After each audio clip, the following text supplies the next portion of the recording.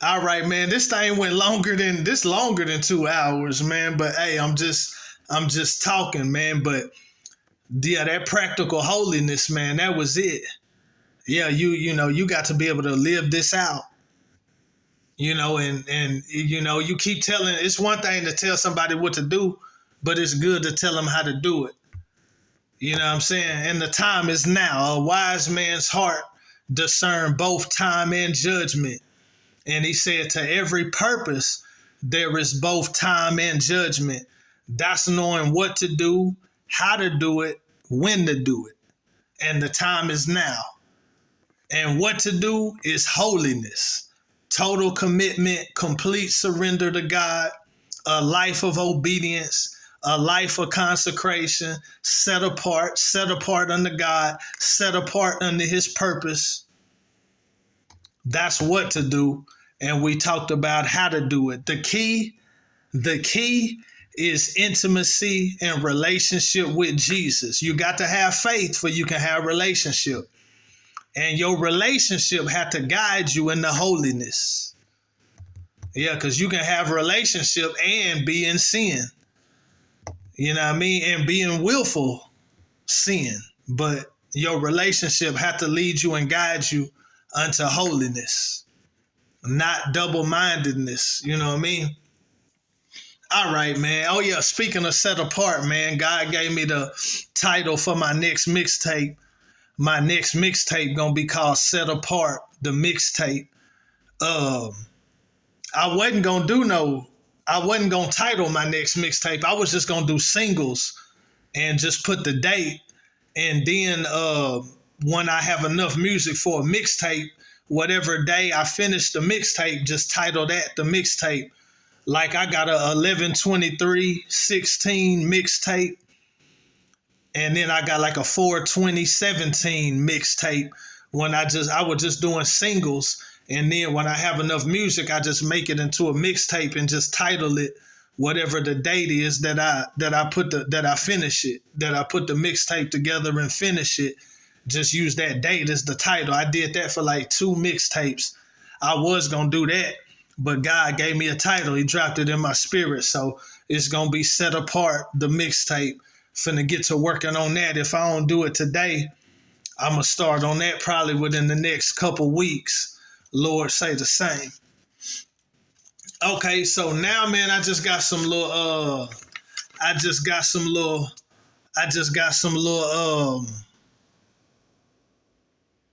kind of like random stuff. The first thing, man, I on one of my sermons, I said David was the pattern for a guerrilla prophet. But the more I study, I think Joshua was the first guerrilla prophet. I think Joshua was the first guerrilla prophet. Now, the guerrilla part is being in warfare. David started as a warrior, and then he a soldier, a warrior, and then he rose to leadership. But that was the plan from the beginning when Samuel anointed him. But he had to go through that. But he was a warrior and a soldier before he rose to leadership. And then Joshua was a warrior and a soldier before he rose to leadership. But what I questioned was Joshua a prophet? That's what I had to wrestle with. And I believe Joshua was a prophet because Moses was a prophet, but Moses was more like a general, but you don't actually see Moses fighting in war. That's why I don't put the guerrilla title, Guerilla. That's why I don't put that title on Moses, because you don't see Moses fighting in battle. You see Moses holding his hands up and holding up his rod, his staff, and commanding. He was a general, but it doesn't show that he was ever a soldier. So that's why I don't give him the guerrilla title. But Joshua was Moses' servant, and Joshua had the same anointing that Moses did. Well, it doesn't say that Joshua spoke with God face to face, the glory cloud, like Moses did. But Joshua, he had to be a prophet to lead the people. Joshua had to be able to communicate with God, and he had to be able to hear from God and receive instruction, and he had to be able to guide them to where they was going, and he took them through all the warfare to get to the peace. So Joshua, and he was Moses' successor. So I believe Joshua was a prophet, but you just don't see that in the Bible where he was called a prophet or where he gave prophetic messages or laid down law like Moses did. But Joshua was indeed a prophet, and this was what helped me to make my decision. Um, See, some people are prophets by their message, and some people are prophets by their life. Their life was a sign or a symbol. Or I put it like this: you can give a prophetic message through your words, but your life can be a prophetic symbol or a sign. So I consider Joshua a prophet because he was a sign of what Jesus did. Okay, now check this out. Joshua, oh yeah, I was gonna say Joshua and Moses had a similar anointing too, because he was Moses' successor. Moses split the Red Sea and Joshua split the Jordan. And he said, I'm gonna magnify you this day in the sight of the people, and I'm taking you on a way you haven't gone before, and stuff like that. And Joshua did some powerful stuff. He was in war. He commanded the sun to stand still, and stuff like that. So yeah, Joshua did powerful stuff, man. And but this is what caused me to call Joshua a prophet, though, at the end of the day, because he was Moses' successor. Moses laid hands on him, encouraged him, gave him an impartation. But this was the prophetic sign right here. Joshua brought the people into the promised land. He brought the people into the land of rest, but they had to go through warfare before they got to the rest, before they got to the peace. But Joshua brought the people over into the promised land, into the land of rest. And then Hebrews 4 talks about the same thing. And that's what Jesus did. Jesus brought us over into the promised land, into the land of rest. The promised land represents spiritual maturity. And under the new covenant, the promised land represents spiritual maturity. The wilderness represents your baby stage, your adolescent Christian stage, and the promised land represents your maturity. But the promised land also represents the rest that comes in Jesus. Because like I said, you got to put in work, but you're not saved by your own works. You're saved by the work that Jesus did. Jesus purchased our salvation. You know what I mean? So Jesus brought us into his rest. Jesus brought us into the promised land rest. Jesus brought us into the land of rest by doing all the work for us to be saved. So we believe on Jesus and we enter into his rest. We're not working to be saved. We're working because we are saved. We're working as a demonstration of our faith, which also brings more faith and causes us to grow up spiritually. You know what I mean? So yeah, Hebrews 4, man, Jesus did it all. Jesus said, come unto me, all ye that are heavy laden. You know what I mean? Come unto me, ye that are weary, tired, heavy laden. Yeah, man, let me read that, man. Matthew 11. And I already was on Hebrews 4. Sometimes if I can't quote the scripture right like I want to, I just have to turn to it and read it, man.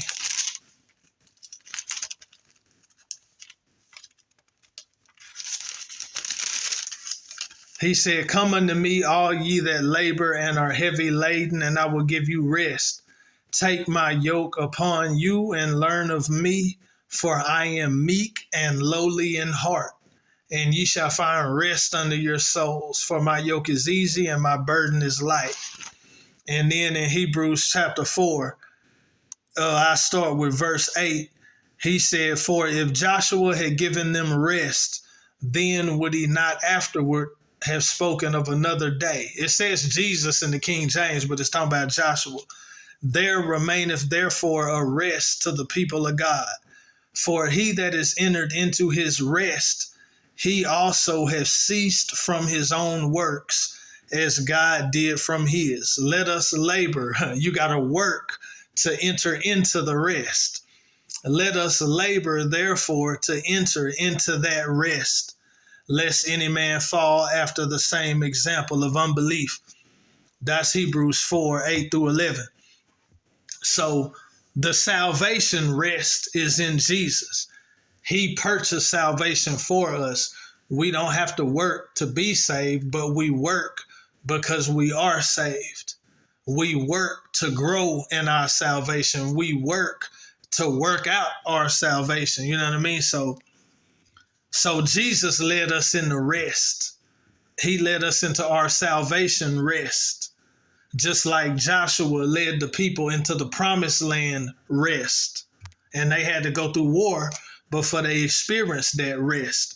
But yeah, Joshua led the people into the land of rest, into the promised land, just like Jesus led us into his rest by putting in the work for us to be saved, and we believe on him and enter into his rest.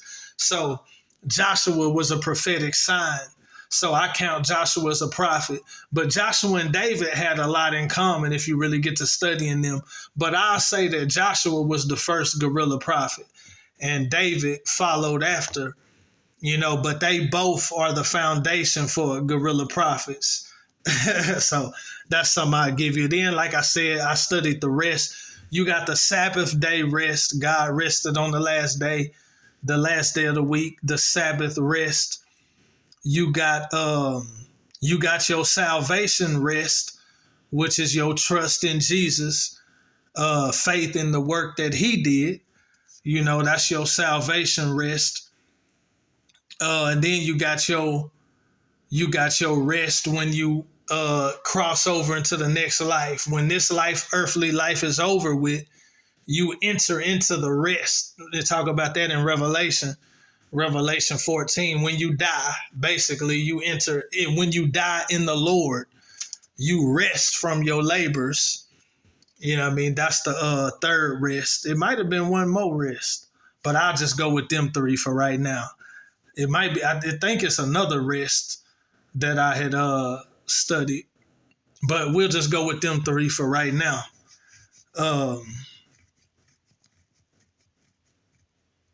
So those are the three biblical rests. Not to mention just regular rest, like to take a nap and lay down and rest. You got to get that too. Yeah, sweet sleep. He giveth his beloved sleep. Peace, rest. Yeah, like actual rest, like laying down and take a nap, getting the right amount of sleep. Like, yeah, that rest counts too. Yeah, that rest too. For real. Yeah, we'll just go with that. They're all important. Okay, then the second thing was, I was talking about as a prophet waiting for God to give you a word, but there is a such thing as a word on the spot. I remember, I think in 2016, 2017, maybe 2018, I used to do that quite a bit. I might not even have a word. I might just feel led to preach, and this is something I used to do at home. I might feel led to preach, and I just get on, start recording, and just flow, have a God lead me. So you don't always have to have a word, especially when you got the word in you and you study and you pray on a regular basis. You read the word, you study, you pray on a regular basis. You don't always have to have a word. God can give you a word in that moment. And that's a form of prophecy. I give you Matthew chapter 10, verses 20, or verse 19 and 20. But when they deliver you up, take no thought how or what ye shall speak, for it shall be given you in that same hour what ye shall speak. For it is not ye that speak, but the Spirit of your Father which speaketh in you. So that's a form of prophecy, just just unprepared. If God just give it to you in that moment, he say, just open up your mouth wide and I will fill it. Psalm 81:10. That's a form of prophecy though. Sometimes you don't have a word with notes and studied out and scriptures.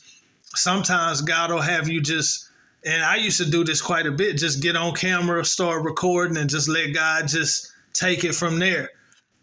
And then, it's going to be like that in the last days when you get brought before certain people under persecution. God just going to give it to you in that moment. So that's a form of prophecy as well. Just speaking a word in that moment, just flowing, just going with what God give you in that moment. A lot of time God will have people to do that. So it's not always a studied word, but me, I normally have a studied word with notes, but God can also lead you to just go forth and just speak whatever he give you in that moment and just flow.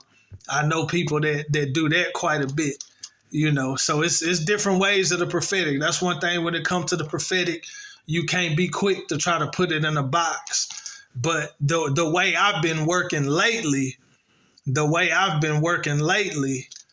and for a good amount of time lately, I get the word and develop the word and notes and all that, and then I go forth. But yeah, that's not the only way it works though.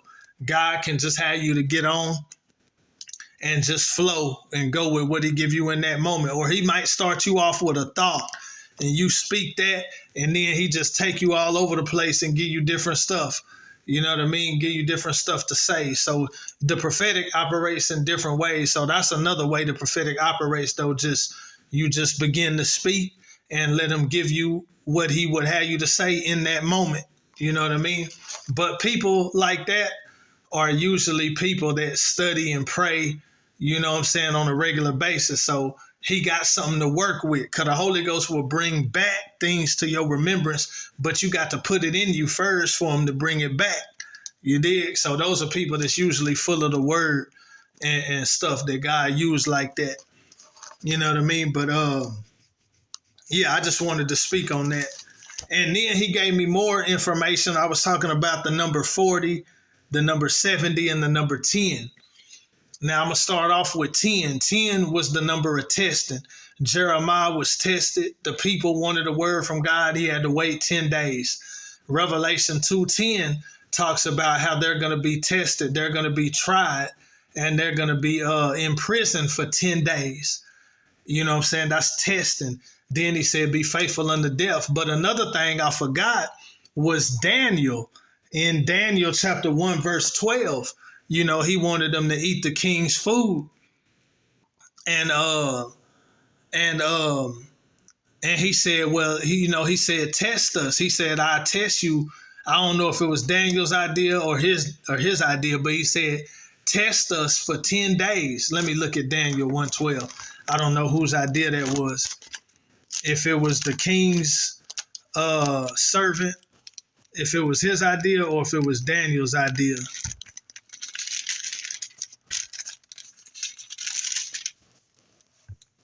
Daniel 1:12. Okay, it looked like it was Daniel's idea. He said, prove thy servants, I beseech thee, 10 days, and let them give us vegetables to eat and water to drink. Or pulse is vegetables in the King James. So yeah, he said, give us 10 days to test us and see if this vegetable thing is good or not. So yeah, 10 is the number of tests. And I like to have at least 2 or 3 good references when it comes to numbers.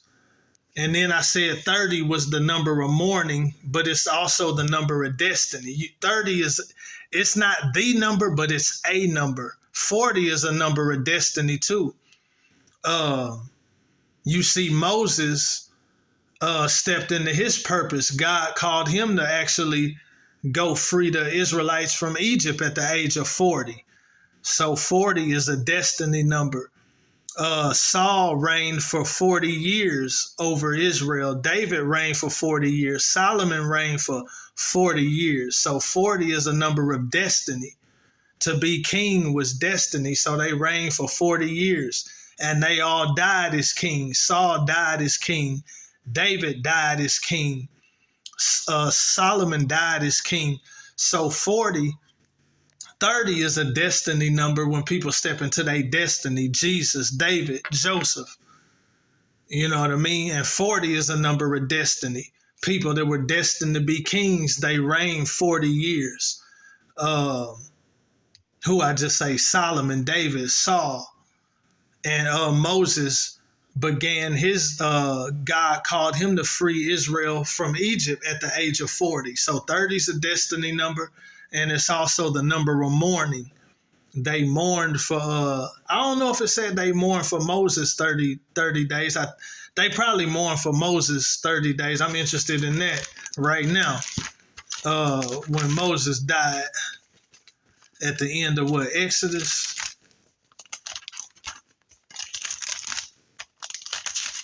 I know he was like 110 years old when he died. Or at the end of Deuteronomy. I don't know if it says they mourned for him for 30 days. I don't think it give you, but I know for a fact when Aaron died, they mourned for him 30 days.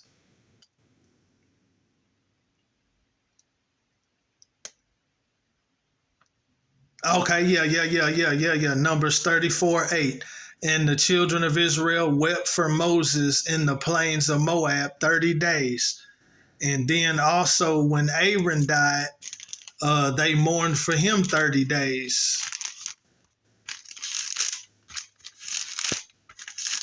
So 30 is the number of mourning, and it's also a destiny number.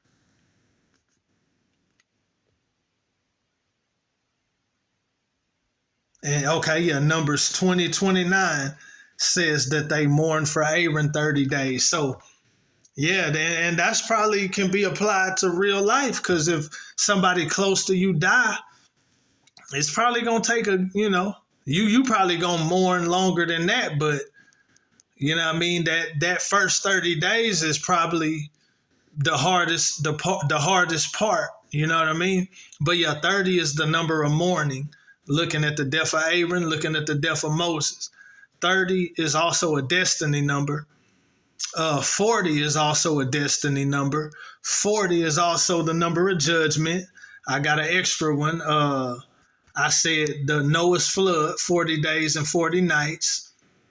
I said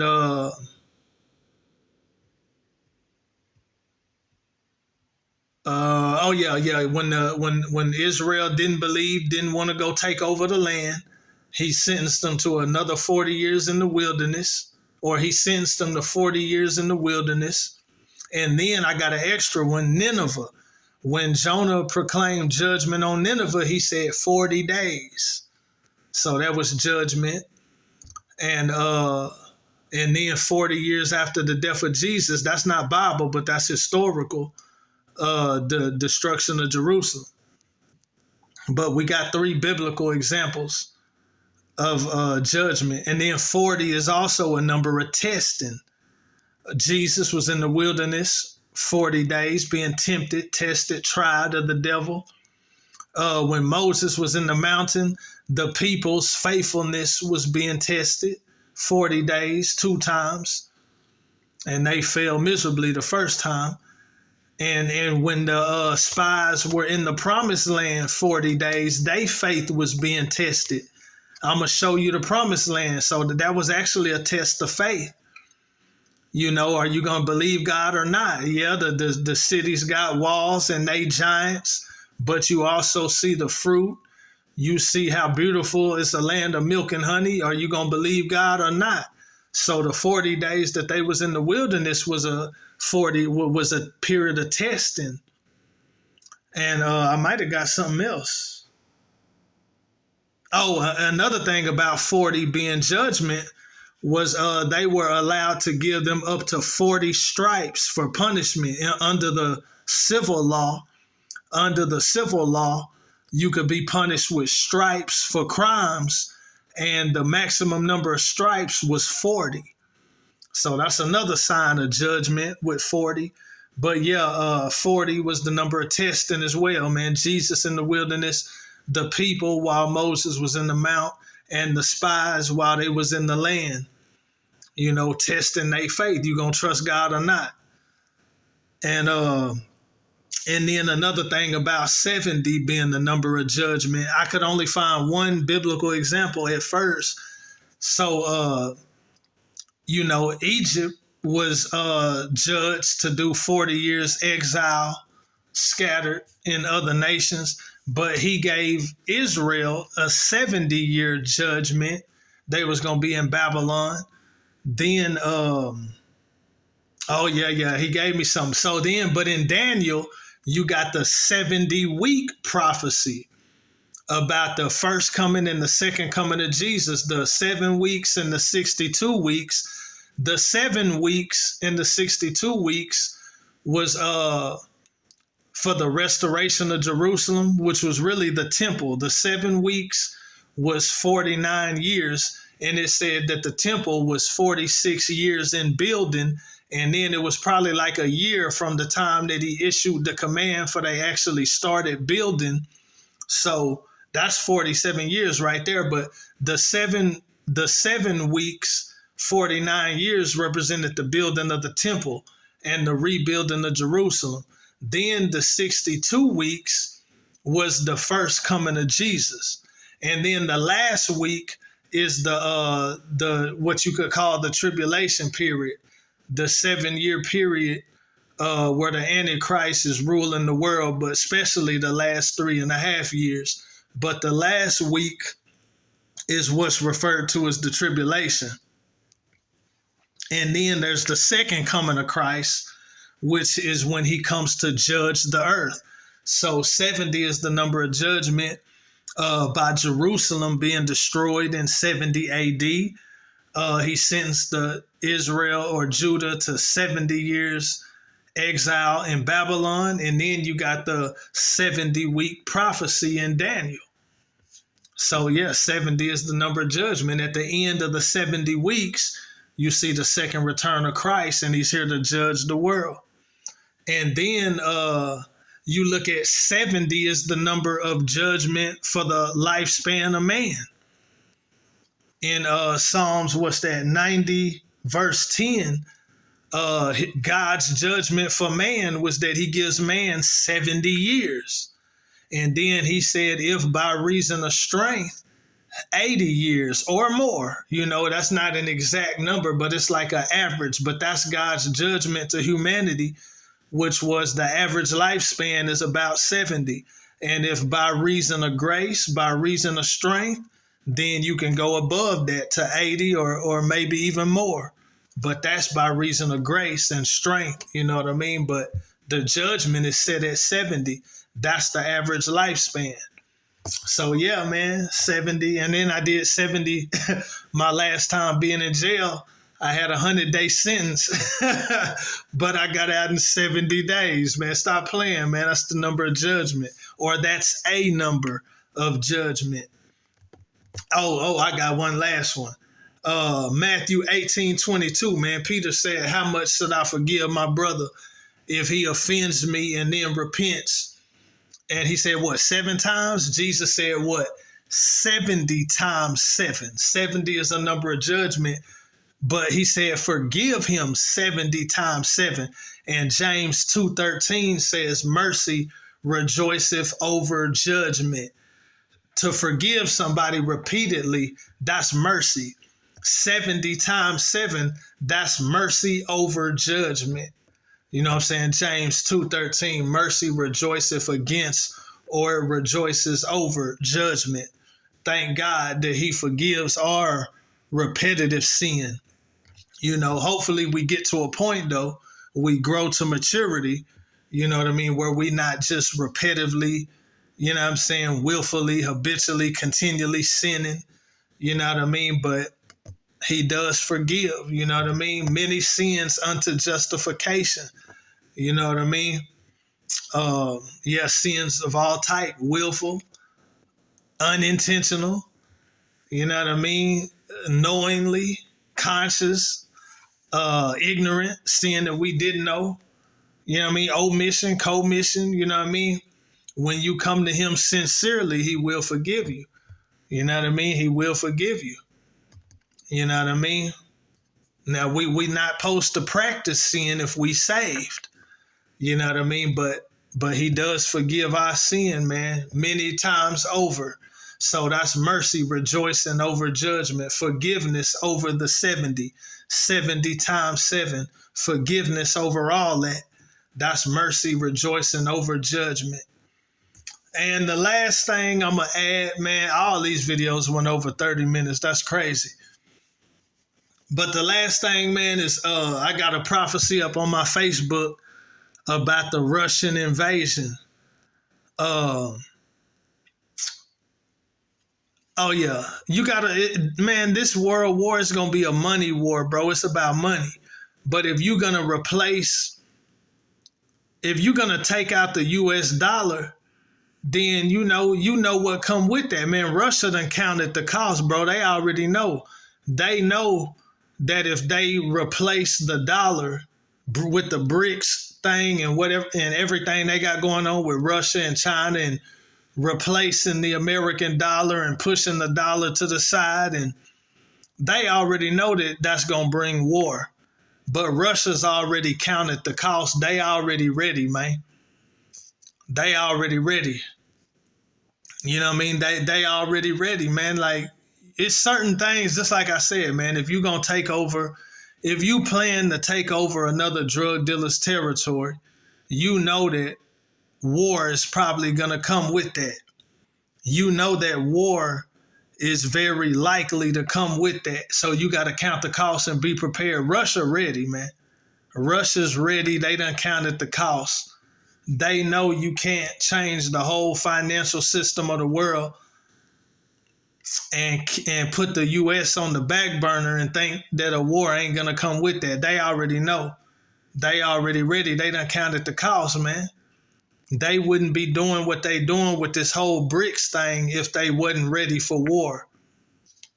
They wouldn't even be doing this, trying to get rid of the dollar and bring in the new currency through the BRICS coalition. Like, they wouldn't even be doing that if they wasn't ready for war. They already counted the cost, man. They trained to go. They ready to go. You know what I mean? So it is what it is, man. And then I still think, and they all in it together, man. It's Russia and some of their allies. It's China and some of their allies, North Korea. And then it's the Middle Eastern Muslim countries, or not just the Middle Eastern, but the Asian and the Middle Eastern Muslim. It's a Muslim alliance. It's Russia and some people that they got. It's China and some people that they got. You can throw North Korea in with China. Y'all didn't know that India and China don't get along, but India rocking with them too. They probably rock more with Russia than China though, but they ain't trying to rock with the U.S. like that. You know what I mean? But it's definitely an alliance, man. It's the Muslim nations from the Middle East and Asia, like Indonesia and stuff like that. It's the Muslim nations. It's China and some of their people, and then it's Russia and some of their people. You know what I mean? That's the alliance. But you got other countries too, like Venezuela and Brazil and South Africa. But it's main, you know what I'm saying? That's the main core of it. The Muslim nations, Russia and China, that's the main core right there. But like I said, you got some countries from South America. You got some countries from Africa. You know what I mean? But yeah, it's already formed, bro. That is the new world order, man. But that is the new world order, man. So it's all three of them against us. But I still believe it's going to be a major Islamic attack, terrorist attack, a major Islamic extremist terrorist attack. Or you could call it a major radical Islamic terrorist attack. I believe that's going to take place in America before the war breaks out. Before the war breaks out. That's what I believe. That's my thoughts. But matter of fact, Islam extremism or radical Islam, they've been too quiet. That's just like if kids in a room and it's too quiet, you got to check on them. Hold up, man. They too quiet in there, man. Let me check on them. Something's up. They too quiet in there. Let me check on them. You know what I'm saying? Like, they too quiet. They too quiet over here. Islamic extremism, radical Islam, they too quiet for me. They too quiet. Man, I think something finna happen. I believe you gonna see that happen before the war. I believe you gonna see that happen before the war. But we'll see how it go, man. It's a time to commit your life to God. Live holy. Stop playing. It's more than just faith. It's more than just grace. It's more than just relationship.